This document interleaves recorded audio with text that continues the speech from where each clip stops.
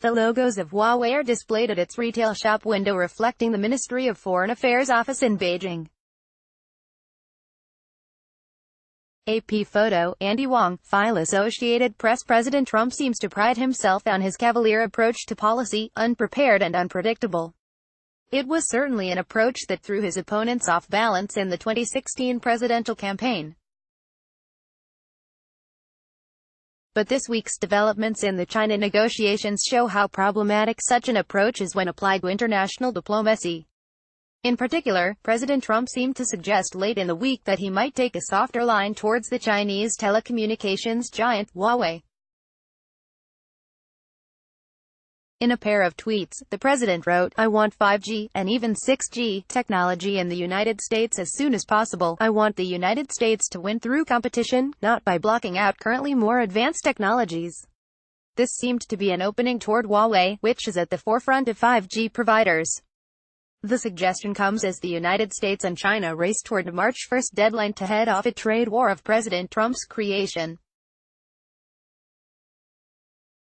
It is consistent with President Trump's earlier suggestions that he would be willing to help secure the release of a top Huawei executive arrested at U.S. request in Canada. If doing so would help land the largest trade deal ever made, there is no doubt that China would value more favorable U.S. treatment of Huawei. China has long been eager to develop its own leading global brands, and Huawei is the rare candidate for such a role. The problem with the president's offers, however, is that they fly in the face of the rest of U.S. diplomacy and risk imposing serious costs on the United States internationally and, perhaps, on President Trump domestically. In 2010, President Obama's Commerce Secretary warned Sprint about national security risks if it did business with Huawei, and Sprint took its business elsewhere. In 2012, the U.S. House Intelligence Committee found that Huawei was a national security threat because of its attempts to extract sensitive information from American companies and its links to the Chinese government. Then, in December 2018, Canada arrested Meng Wanzhou, Huawei's chief financial officer, whom the United States has accused of violating U.S. sanctions on Iran. The United States is currently seeking her extradition. If these were solely U.S. concerns and President Trump chose to overrule his national security experts, that would be one thing. But the United States has been conducting an active diplomatic campaign to dissuade other countries from purchasing Huawei technology. Earlier this very week, Secretary of State Mike Pompeo threatened that the United States would neither partner nor share information with countries that adopt Huawei technology. This warning was clearly intended for allies such as Germany and the United Kingdom, who had taken a notably more lenient recent stance toward Huawei. So, if President Trump suddenly suggests that the United States is open to doing business with Huawei, he severely undercuts the credibility of his Secretary of State and all U.S. diplomats who have been presenting the case against Huawei. The move will also infuriate every allied country that resisted pro-Huawei pressure in order to stand with the United States. When President Trump suggests that the United States could drop its case against Meng Wanzhou, he does double damage.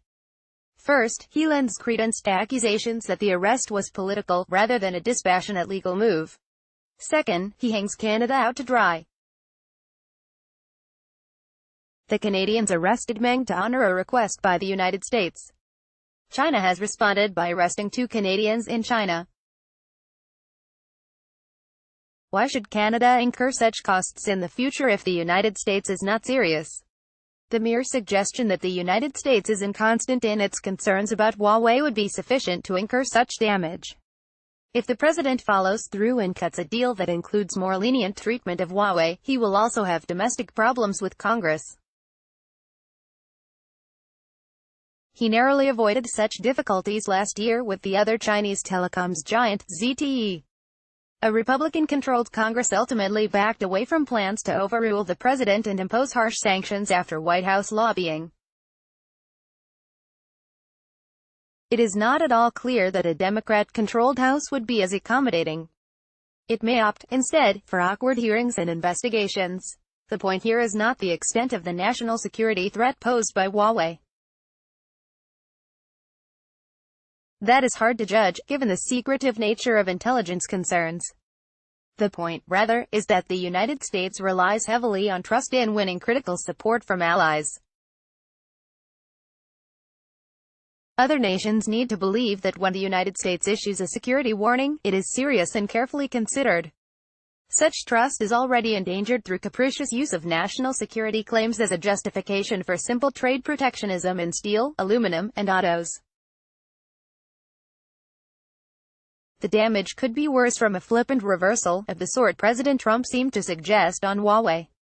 The president's improvisational, details-light approach to negotiating constrain U.S. alliances, leave the U.S. in a weaker position, globally, and expose the president to real trouble from the legislature. A shtick that played well in campaign politics may prove disastrous in international diplomacy.